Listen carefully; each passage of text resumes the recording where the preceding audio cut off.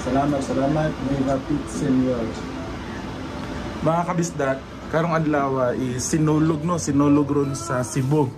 Viva Pit Senior. Nagkiung-kiung na itong mga kabisdak kaya kung tiil. Sakit. Masakit yung yung paa ko mga kabisdak, kaya ganito ako maglakad. Tambay mo na ako dito sa labas mga kabisdak kasi short video lang to mga kabisdak. Meron lang ako i-share So ngayon nga sa Cebu is sinulog. Alam mo mga kabisdak, pag Cebuano ka, nasa Cebu ka, isa sa pinakamasaya at basta especially nung time ko mga kabisdak, yung kapanahonan ko nung college yung sinulog doon yung event, grabe sobrang saya mga kabisdak. Kasi ngayon ang alam ko parang kinokontrol na ng government yung too much activity, yung pag-enjoy ng mga tao na hindi na siya related sa pag-celebrate ng sinulog kasi yun nga maraming gulo, ganun. Pero anyway, yung lang Zak, dito tayo sa sala. Yung ko pala mga Zak, yung Achilles ko nagka-Achilles tendonitis ako. So kanina umaga, hindi ako makatayo mga kabisda kasi hindi ako makatayo. Tinulungan ako ni Ami para lang makatayo ako. Tapos pinainom ako ni Ami ng ibuprofen, yung anti-inflammatory. So after 1 hour yun, gumaling na at nakatayo na ulit ako. Hindi ako sure mga kabisda kung ano yung cause kasi nung Friday morning na feel ko yung sakit. Tapos ng Saturday nag-fishing pa ako pero mayroon na siyang konting kirot. Tapos kahapon grabe na talaga. Pero yun nga mga Zach, yung reason talaga na bakit ko gustong mag-vlog ngayon is meron akong gustong i-share sa inyo mga kabisdak. Meron pala akong coke tsaka tinapay dito mga kabisdak. Sobrang init, 38 degrees, almost 40 degrees mga kabisdak. Grabe. Ano na ngayon almost 8 PM, 5 minutes to 8 PM. Unedited to siya na vlog mga kabisdak, kaya pagpasensyahan nyo na. Tapos itong isi-share ko mga kabisdak, disclaimer lang, is based to sa experience ko about to sa miracle na natanggap ko kay Senior Santo Niño mga kabisdak. Alam ko na tayong lahat, marami sa atin na iba't iba yung belief natin, iba't iba yung religion, kaya yung request ko na lang mga kabisdak is let's just respect yung religion, kung yung pinili natin religion. Bawat religion, I'm very sure na nakakatulong yan sa isang tao para merong at least parang guidance, merong direction yung faith niya, or basta ayaw ko mag-explain masyado mga kabisdak. Basta let's just respect yung bawat religion natin. So sa akin mga kabisdak, I'm a Catholic pero I'm not proud to say na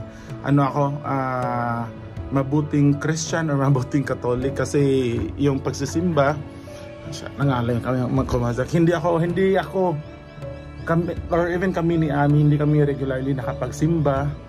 So hindi talaga. Pero anyway, itong story mga kabisdak, way back college, totoo to siya mga kabisdak, kasi totoo to. Walang walang halong nakikita kami ko dito. Tama. So this is a true story na experience ko siya mga kabisdak nung college ako. So siguro alam na ng iba sa inyo mga kabisdak na isa akong isa akong registered nurse sa Pilipinas. So nung nag-aral ako mga kabisdak nung college, sobrang hirap ng buhay ko mga kabisdak, kasi hindi ko na siya explain pero shout out sa aking mama, dahil sa aking mama mga kabisdak, lahat ng challenges na lagpasan ko siya dahil sa suporta ng mama ko. Tapos siguro kung hindi ako sinuporta ng mama ko, hindi ako nakapagtapos ng pag-aaral mga kabisdak. So sobrang hirap ng buhay ko nung college mga kabisdak. Isa sa problema ko talaga yung pagkain. Pagkain, meron pa akong tinapay dito. Yung pagkain na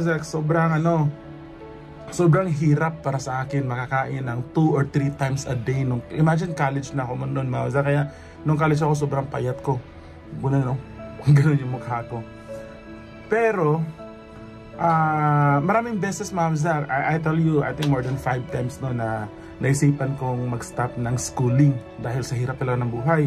Tapos yung talaga yung gutom, as in parang meron akong trauma ng gutom mga kabisdak. Kaya nung nangyari, nung nagkapera ako, nung may capability na ako na kumita ng pera, tumaba ako mga kabisdak. Yung tiyan ko lumaki ito kasi syempre yung trauma ko dati nung college ba, parang yung cravings ko, sinatisfy ko siya, no, meron akong pera. At yung resulta nun mga kabisdak, no, for 3 to 4 years na lagi akong gutom, meron siyang physical effect, may epekto siya sa physical health ko mga kabisdak.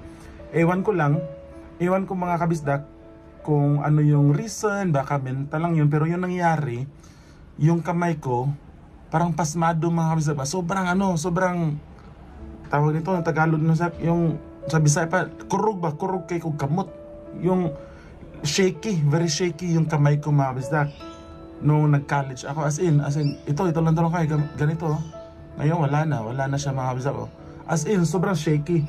Nung first year ako at saka second year ng college, okay pa siya, no, second year college.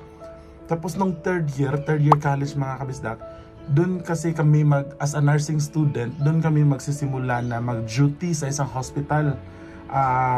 May mga procedures na doon na kailangan mong gawin. Hindi pa yung injection, pero may ano na, bali sa trabaho ng isang nurse, maraming part ng trabaho na kailangan mong halimbawa, tusok sa isang, Tagalog nun, masaging hirap kong explain. Yung parang sinulit, itusok sa karayom ba? Yung mga ganun, yung maliliit na bagay na kailangan mo siyang itusok. Halimbawa na doon yung injection, paano mag-injection. Yun nga mga kabisdak, no? So, isa siya sa main duty talaga ng nursing, na skill na kailangan meron ka as a nurse. Yung kamay mo, very steady siya mga kabisdak mo, na kailangan, kung meron kang tusuking ugat, pag mag-injection ka, or mga maliliit na bagay, no, na kailangan mo siyang tusukin, kaya mo siyang gawin mga kabisdak. So, nung nag-college ako, nung nag-third year college ako mga kabisdak, sobrang shaky na talaga. Itong dalawang kamay ko, gumagano na siya.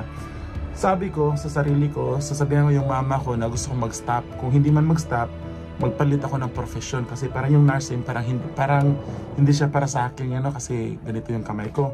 Paano ako makapag-inject ng gamot sa pasyente kung shaky yung kamay ko? Nung nag-cupping or pinning, alam to ng mga nurses, pumunta muna ako kay Senyor Santo Niño sa Cebu, dyan sa Basilica Church, no? Sinabi ko talaga sa mga kabisdak, as in, I'm not sure kung maniniwala kayo, pero sinabi ko ito mga kabisdak, para kung isipin ko ngayon, para siyang movie ba? Sabi ko na, Santo Niño, Lord, kung, hindi ako sure kung tama ba itong pag-nursing, kasi aside sa sobrang hirap, mahal, wala na akong masyadong makain, may yung katawan ko parang hindi tama, parang hindi pang trabaho ng nurse, kasi shaky. So, give me a sign, no? Kung kaya mo siyang ayusin itong kamay ko, papatuloy ko yung pag-nurse. Tapos, hindi lang si Santo Niño mga kabisdak. So, deboto ako ni Senyor Santo Niño at ni Mama Mary sa Lapu-Lapu mga kabisdak. Sumakay ako ng bangka, pumunta ako sa simbahan. Nakalimutan ko yung name ng church sa Lapu-Lapu. Sabi ko nun kay Mama Mary, at saka kay Santo Niño din, no? Black Santo Niño. Sabi ko na if gagaling yung kamay ko, every time pag may chance, bibisitahin ko tong simbahan nyo, or kung makapunta man ako ng ibang bansa, pag makauwi ako ng Pilipinas or sa Cebu, bibisitahin ko yung simbahan. Sinabi ko ng mga kabisdak. At I tell you mga kabisdak, after a few weeks, a few months, hindi ko na matandaan, biglang gumaling mga kabisdak. As in, gumaling talaga mga kabisdak. Ito. Kahit ngayon, alam ko, kaya ko pang mag-inject sa pasyente, no, na mga gamot. At yung irony pa nun mga kabisdak, yung irony is, nung nagtrabaho na ako bilang nurse, naging ICU nurse ako, no, sa intensive care unit. At hindi naman sa pagmamayabang ganun mga kabisdak, pero ang aga ko na nalagay sa ICU nurse, no, parang months lang. Tapos, pangit sabihin, hindi kasi ako sanay, pero let's just say na lang for this vlog lang, isa ako sa parang magaling na mag-inject at maglagay ng dextrose. Kasi pag maglagay ka ng dextrose, yung line ba, IV line, especially sa mga bata, kailangan mo kasi siyang itusok sa ugat, i-connect mo yan sa ugat, no? I-ganon mo yan, ganon mo sa ugat. Yung mga bata, imagine yung mga blood vessels ng bata ba, yung mga arteries nila, ang liit nun. Kaya ko nun mga kabisdak, kasi kaya ko. Yung ibang department, minsan tinatawag na ako na andyan ba si Ayan, gusto ko magpatulong. So, ganun siya mga kabisdak, no? Ganun yung nangyari. So, very irony siya, no? Grabe. So, kaya ngayon, hindi kuya, yun makakalimutan yung miracle na binigay ni Santo Niño. Parang na-feel ko talaga yung presence ni Santo Niño, mga kabisdak, ni Mama Mary, ni Jesus, you know, na grabe siya, mga kabisdak. So yun lang yung parang, I'm not sure, testimony ba yung tawag ko dyan, mga kabisdak, pero yun yung story na gusto ko i-share sa inyo, mga kabisdak, no, na experience ko personally. As a Christian, as a Catholic, as a die-hard believer ni Santo Niño tsaka ni Mama Mary. Kaya naman, mga kabisdak, nung nag-abroad ako, isa talaga sa gusto ko, no, or sinicure ko na meron akong Santo Niño sa bahay. Kaya ngayon meron kami Santo Niño dito.